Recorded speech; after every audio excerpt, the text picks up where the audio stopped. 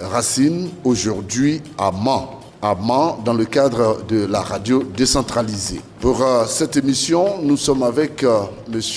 Yaké Kapo Raphaël.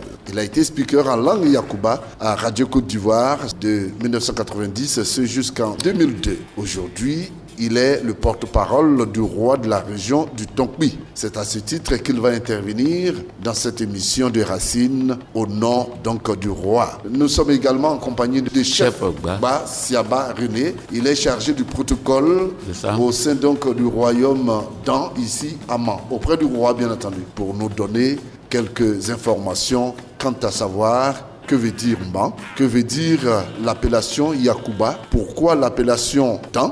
D'où vient ce peuple? Quelle est donc l'organisation sociale du peuple Dan? Racine. Bienvenue à tous.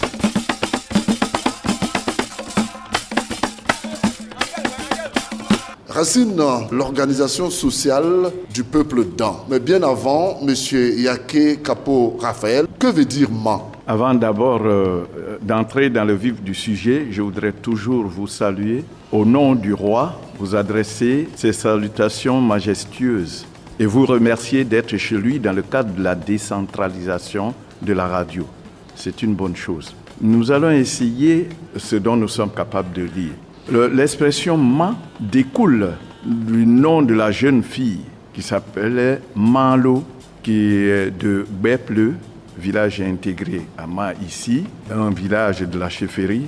Et c'est Manlo qui serait donné en sacrifice pour pouvoir développer Mans. Chacun a le souci de développer son royaume ou bien son travail, sa tâche pour parvenir au haut degré du développement. Et c'est ce qui fut fait. Et à partir de cela, on a donné le nom de Mans, mais c'est Manlo parce que c'était le marché régional pour le grandir davantage, faire venir des peuplades pour pouvoir essayer de bâtir, c'est ça qui a été fait. Quel est ce devin donc qui a revendiqué cette fillette en sacrifice? Ce chef qui a bien décidé de donner sa fille en sacrifice, il aurait bien fallu qu'il y ait cette révélation. Comment est venue cette révélation-là?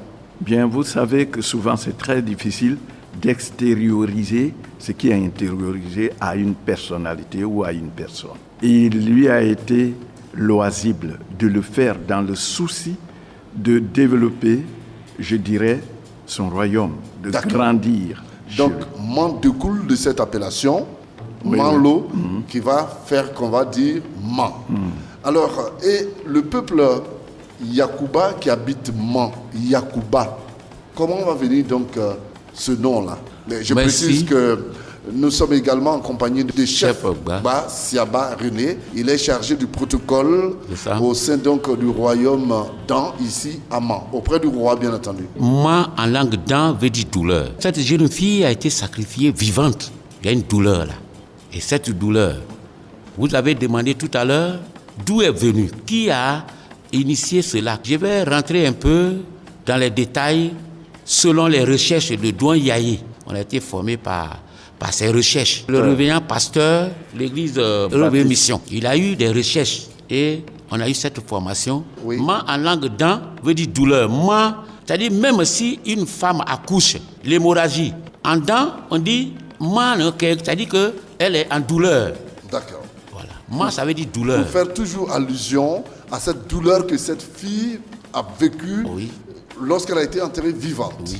Et le mot Yakuba, qu'est-ce que ça veut dire? Justement, comment le peuple Dan est arrivé là? Pourquoi on nous appelle Yakuba? Ce n'est pas l'appellation Yakuba. Quand le peuple Dan, venu d'Israël, les Danites que nous sommes, le peuple Dan est le 12e peuple d'Israël perdu, c'est-à-dire qu'en exode, ils se sont détachés de leurs frères parce qu'après la traversée, l'héritage partagé, ils n'ont pas eu leur part. Donc ils se sont en route. Et chemin faisant, arrivés dans le Mading. Puis c'était un peuple fort. Si vous avez l'histoire du peuple Israël, c'est un peuple qui était conduit par Dieu, où Dieu combattait pour eux. Parce que Dieu a dit dans les versets que je serai devant vous comme un feu dévorant. Donc ce peuple était un peuple fort. Mais arrivé dans le Mading, qu'est-ce que les rois du Mading ont dit? Mais c'est quand le peuple qui arrive, on dit Yakuba de Nounoulou. En l'islam, on appelle Jacob là Yakuba. Yacoub. Yacoub. Donc, On dit Yacouba de Nounoulou. Ce sont les enfants. Ce sont les enfants de Jacob. Et Jacob, dans le Coran, Yakou fait allusion à Jacob dans la Bible. À la Bible. Ben, et quand on sait que Jacob a été le père des 12 tribus d'Israël et des Danites sont les 12e tribus de Jacob. D'accord. Ok. Donc, Yacouba Deigne, qui veut dire c'est les enfants de Jacob. Et c'est là, l'appellation est venue là pour dire que c'est les Yacouba.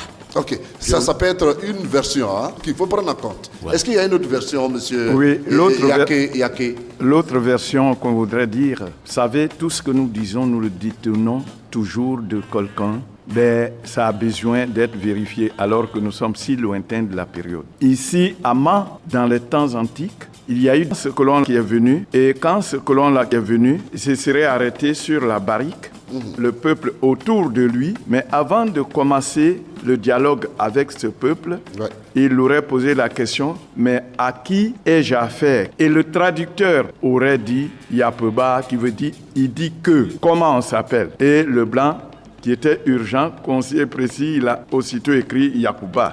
L'intonation lui est parvenue à l'oreille pour dire Yacouba.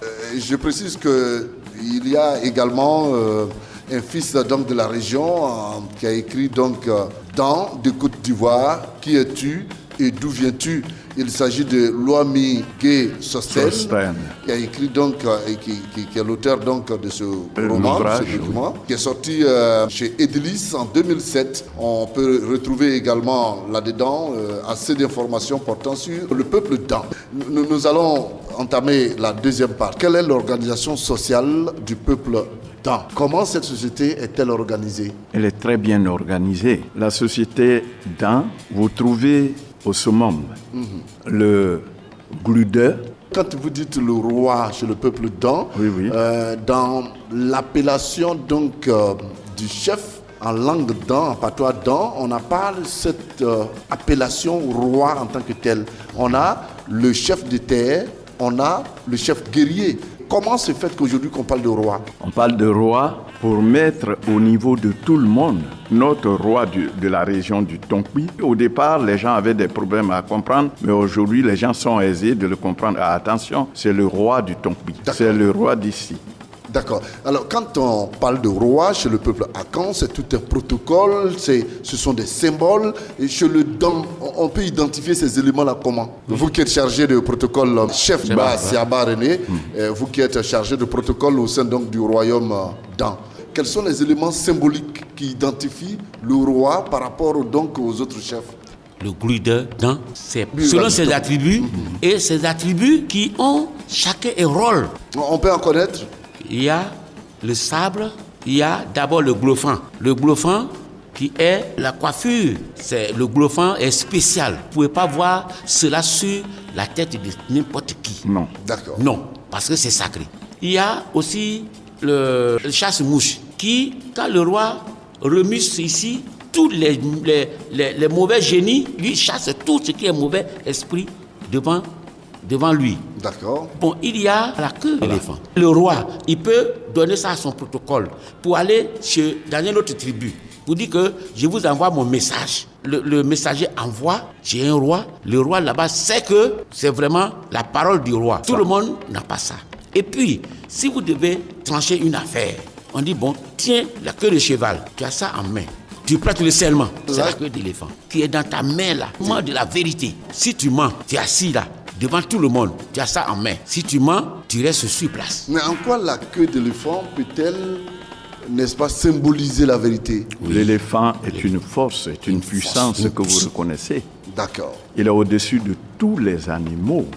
Le roi. Donc c'est une puissance que l'on incarne avec cette queue pour que les hommes puissent s'éduquer dans le sens souhaité. On ne blague pas avec ça. Et puis encore, il a sa canne.